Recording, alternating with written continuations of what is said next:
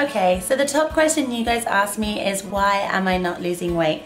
I have a couple of reasons as to why I think some of us are struggling more than others. And my first reason is, have you decided that you want to lose a stone in 6 weeks? Have you joined the gym, you're going as many times as possible, and you've slashed your calories in half?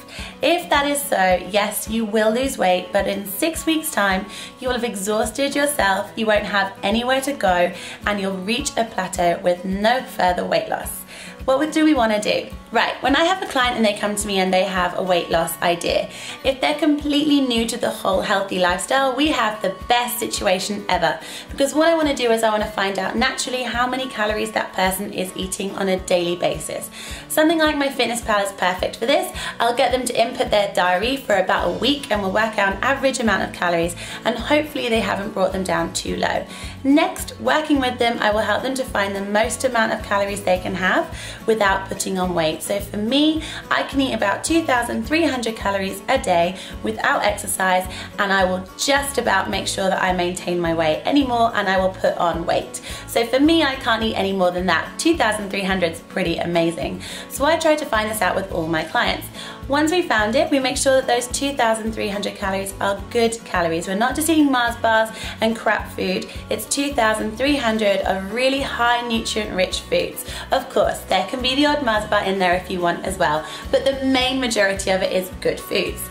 Next, we incorporate some exercise. So if you're new to the whole thing, exercise is going to make you lose weight anyway. You don't need to be doing it 5 times a week. Just the one day will be a change to your body and will increase on weight loss. So we start slow and we go for like 3 days or whatever it is you can actually fit into your schedule. So if we can do 3 days of workouts, fantastic.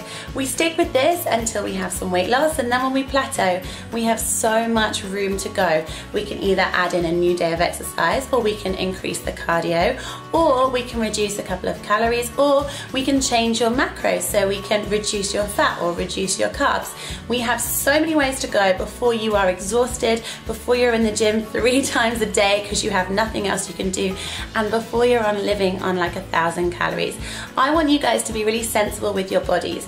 I want it so that you guys can eat the most amount of food and have the least amount of exercise and enjoy your life. I don't need you guys spending your whole days in your gym and counting every calorie there is. So unless you're doing like a bodybuilding competition, or you want to be like a bikini model, or you're doing like a competing, something you need to be monitoring it for, or doing an intense amount of exercise, let's try and make it as easy as possible. Next, are your cupboards too healthy? Have you gone completely OCD and decided that you're never having carbs again? Fat is the dirtiest word of all, and protein is the only thing you're gonna have, but you're just gonna spend your whole time farting and living on shakes. This is definitely not the idea. Now, my cupboards are not particularly clean. We like to make sure that we have a balanced diet here, because otherwise I would climb the walls and end up in the nearest corner shop scoffing all the dairy milk marvelous creations. So what I want you guys to make sure that you do when you do your weekly food shop is you make sure you have something for everything. Don't keep your cupboard super bare so that you feel like you're trapped in your own home and all you think about is food.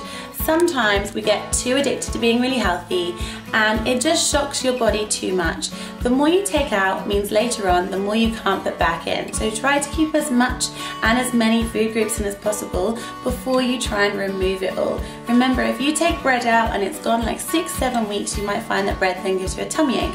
If you take your favorite dessert out, you might then find, like I did, that 8 weeks later I get headaches when I have chocolate. So if you really love something, keep it in your weekly food shop, but just have it once, or have it every other week. But just make sure that you are not depriving yourself of a life. Remember, you want to lose weight, you don't want to be living in a prison and hating everything that you buy on your food shop. Now, when it comes to fruit, we don't have much fruit because I am a fruit monkey and I eat everything, and I'll have way too much in a day, and it does take up a lot of your sugars. So bananas, generally 1 a day after a workout, lemons, and the much loved avocado is always in my fruit bowl. Then if I open my fridge, in the freezer we will always have lots of fish for me and frozen vegetables and broccoli. And then moving on, I always have some Greek yogurt because this is really high in protein, which helps me reach my protein goals, but also is great if I just add a little bit of honey or some jam and some strawberries on it. It's a really nice dessert. Eggs are hugely popular in our home, as are strawberries and blueberries in smoothies, cookies, on pancakes, in everything. Now, I don't have milk because I found it really does make me have to run to the toilet within about 2 seconds. So I generally have, and you can see it in here, coconut milk or almond milk. The boyfriend has started liking coconut milk, so we've kind of moved on to this. Yes, there is Disaronno in my fridge because I love it. We also have chicken and obviously all the meat for my boyfriend. We have tomatoes, mushrooms. I think that's a mushroom. Are you a mushroom? Yeah, you're a mushroom. We have lots of bottled water because for me this makes my life a lot easier. We buy 6 bottles when we do our food shop and I can take them to work, fill them up, put some lemon and mint in.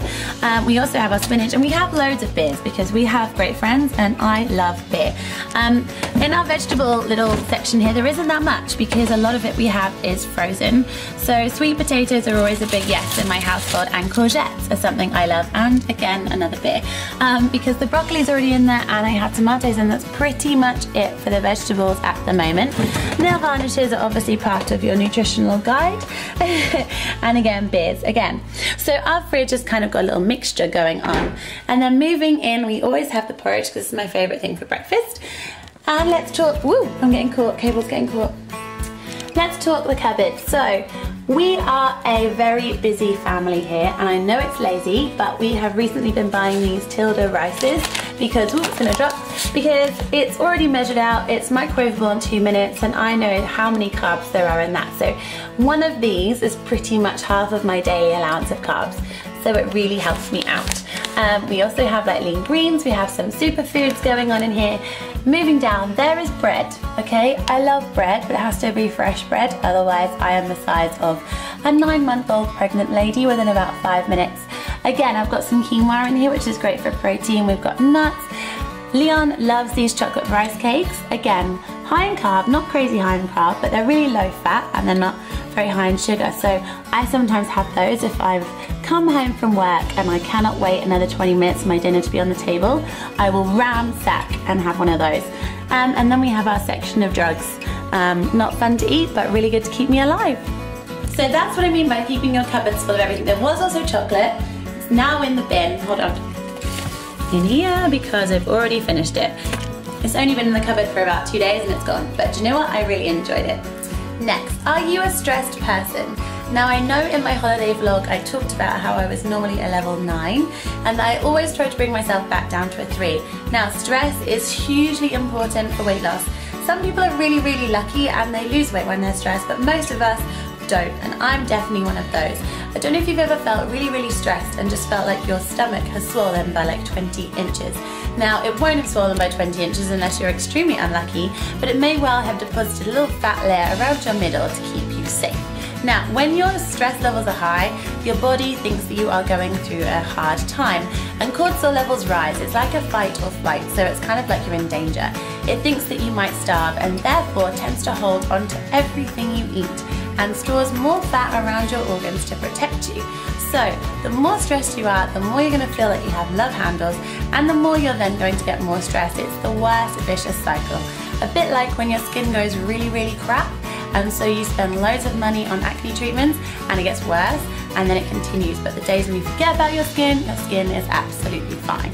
So if you can try to relax and de-stress as much as possible, you will help to reduce your cortisol levels and relax your body. We all know that when we go on holiday, even though we drink a lot and our food's completely different, we generally feel 10 times sexier and 10 times slimmer. And it's not just down to that sexy tan. Should we go? Yeah, let's go. Come on. So next question, when was the last time you switched up your routine? When I got Stephen, I started to lose weight, and it was because I was just going for 2 extra walks a day. So sometimes you don't need to make the biggest change, just a small change will be enough to affect your weight. If, however, you have been doing the same thing for the last 2 years, it's not going to be enough any longer. That doesn't mean you have to do more, but it means you need to change it. So change the intensity, change what you're doing, add a night of dancing to your friends, add a lunchtime walk or a moonlit walk after dinner with your boyfriend. Change your routine. If you don't feel like you're getting the same benefits as you once were, you need to change it. Now, if you've never done anything, all you need to do is add in a little something. And if you have any more questions, then just leave me lots of comments below. I'll see you guys all next Sunday. Bye!